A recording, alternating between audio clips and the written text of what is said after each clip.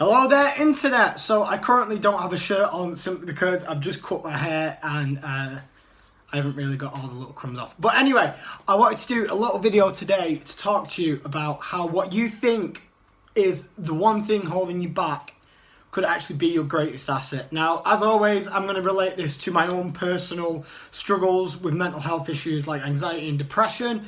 And I'm going to explain how I once thought that these things were a detriment to my life, but now I am like eternally grateful that this terrible thing, and it is terrible, obviously, like I'm not trying to diminish the fact that dealing with anxiety, dealing with panic attacks, dealing with depression on a daily basis isn't a real struggle.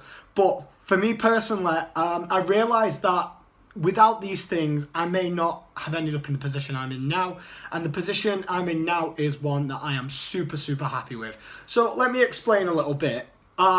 So at the age of about 18, I started having like some major panic attacks. I feel like prior to that, I probably had some issues. Let me just sort that camera a bit.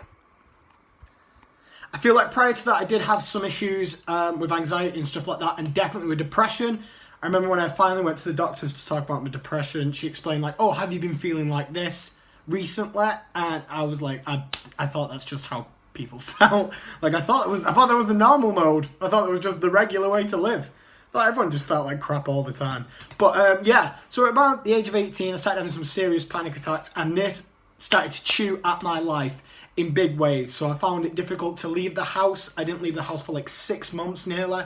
Like barely left the house. Occasionally, like I'd get drunk and go out, but I'd have to drink before I left to kind of calm me down. And I don't advise that. That is very much a short-term solution to a long-term problem, and it's just going to make that long-term problem even longer. But I will discuss that in another video. And I couldn't work. I couldn't keep relationships. I couldn't romantic and friendship ones. It was very difficult to keep relationships. My friends would knock on the house, say, "Hey, you coming out?" And I'd be just like, "No, I'm not. I can't do it." And like I'd be afraid to even take that step out the door. And for ages, I thought like my life is ruined. My life is ruined. I thought at best I'd spend my entire life living in my parental home, being on some kind of benefit, and I'd never really get out of that, and I'd just further and further fall into this awful whirlwind until eventually like the drain had just swallowed me whole. And that was the best solution. Like the worst solution, I'm sure you can imagine. I don't really want to go into that. But now I'm in a position, and it was probably about 4 or 5 years ago that finally my mind started like switching to this way of thinking. As things started to get better, I became more and more glad like this horrible turd storm had hit me, and that I'd spent like a decade struggling. Because without it, I don't feel like I would have realised what I want from life. There are a lot of things that I've realised because of these struggles that I didn't really take into consideration before. So if I hadn't had all these issues for like the past 10 years or so, I feel like I would have still been like drinking way too much, smoking way too many drugs, taking way too many drugs, all other things like that. I'd be in a job that I was literally working just to fund my habits, and I don't think I'd be very happy. Personally, I think my life would just be like a constant cycle of negativity. And because of this kind of like whirlwind of anxiety and depression, it gave me a lot of time to think, and I kind of focused on myself. And as I'm sure a lot of people know who talk to me, I do focus very much on myself. I tend to think it isn't selfish, but more like self-focused than self-centered. Like I spent such a long time trying to deal with my own issues and process it that sometimes I can talk a bit too much about myself. But I'm sure watching this you've realised. But yeah, as always, these videos aren't scripted, so if it seems a bit all over the shop, that's why. It is difficult to talk about these things still, even now, even though I feel like I've come leaps and bounds, I still struggle to talk about certain aspects of it. But yeah, I remember I was driving, I wasn't driving, I was in the passenger seat of a friend's car, and I was explaining that to her, and I was like, I've been thinking about it a lot, and I'm actually really glad that like I had those huge panic attacks and like my life collapsed, because it allowed me to kind of hit rock bottom and then build myself back up in the way that I wanted. I kind of unlearned a lot of negative behaviours and restructured my mind to be the way I wanted it to be. So certain aspects of this was things like I used to always procrastinate about music. I used to always say like, oh, one day I'll be in a band. Oh, one day I'll play music. Oh, one day I'll do this. One day I'll do that. And I never did it. Like throughout the entire time before my head went to crap, and I felt after it went to crap that I couldn't do these things. The opportunities were there, but I never really capitalized on them. I didn't really do anything about it other than procrastinate. So I kind of like went back and I self-focused, and I knew that this was something I wanted to do. I wanted to get out there. I wanted to play music.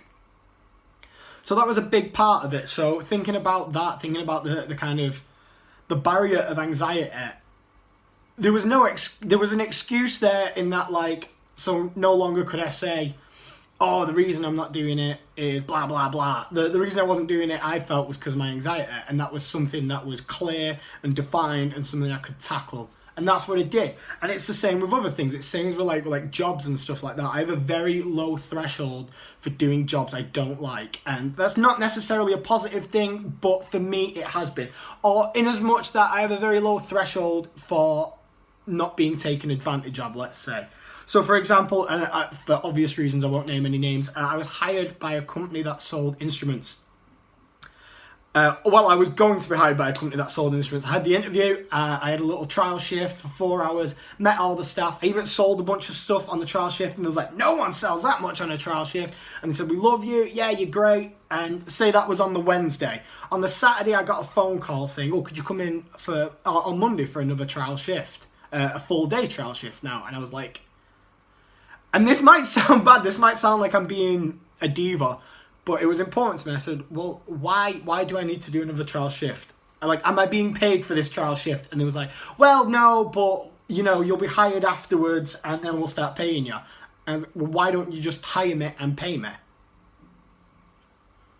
I'd met all the staff, I got on with everyone, I met the manager, she loved me, I'd sold some stuff. There was clearly, like, keen on getting me there, but it just kind of like, it felt like they was trying to like squeeze a bit more free labour out of me, and I was like, no, I'm not down for that, I'm not okay with that, I feel like I'm being taken advantage of. And she was like, oh no, we was going to offer you the job at the end of the shift anyway. And I was like, well, why didn't you just offer me the job?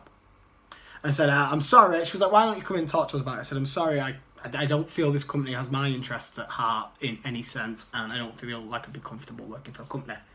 So stuff like that. So I'm very, very particular about things like that. And I think for myself personally, that's a good thing. I wouldn't say I was picky about what work I do. I've unloaded trucks for like 8 hours a day, and I loved it. I loved it because there was no one breathing down my neck. There was no one, I didn't feel I was being taken advantage of. I had a clear task and I did it.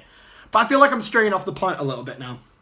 The point is, at the moment, if you are currently struggling through all these issues, whether it be anxiety and panic attacks or depression or something along those lines, or even if you've just got low self-esteem and you kind of hate yourself at the moment, don't really beat yourself up about it, I guess is the advice, because I felt the same way, and it allowed me to evaluate a lot about my life and gain a lot more confidence than I did. It's kind of like if you got bit by a poisonous snake, right? You got bit by a poisonous snake, but it's not a lethal dose to kill you, but it's a lethal enough dose to make you very sick. So you just ignore it.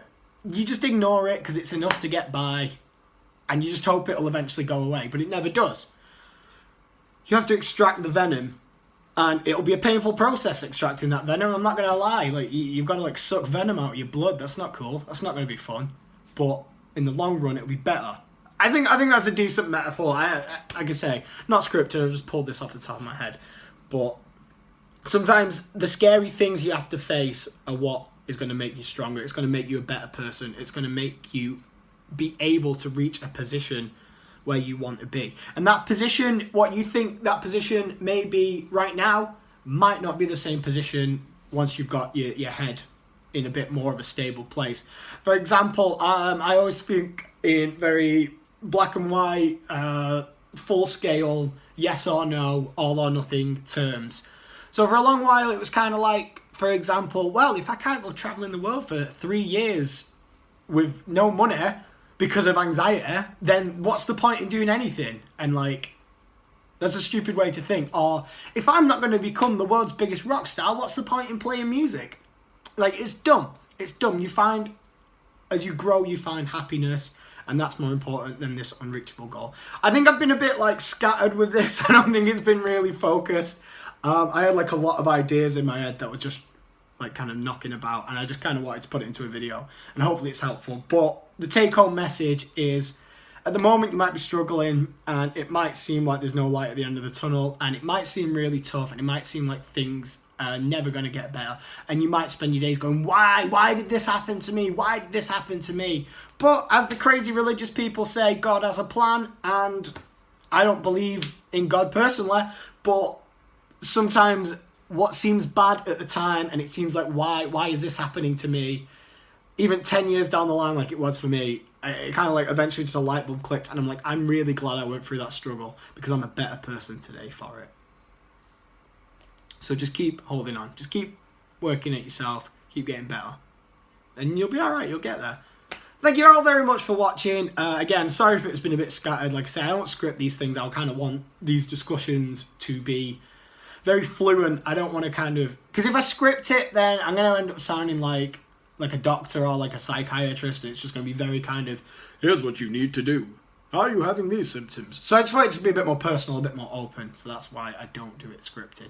But if you have any comments, or you'd like to discuss anything, or you'd like to see me tackle something in a video, if I feel that like I'm in a position where I can offer advice on it, I am happy to do that. Thank you all very much. Please like, please subscribe, please leave a comment. It means the world to me. I love you all unconditionally. Have a great day.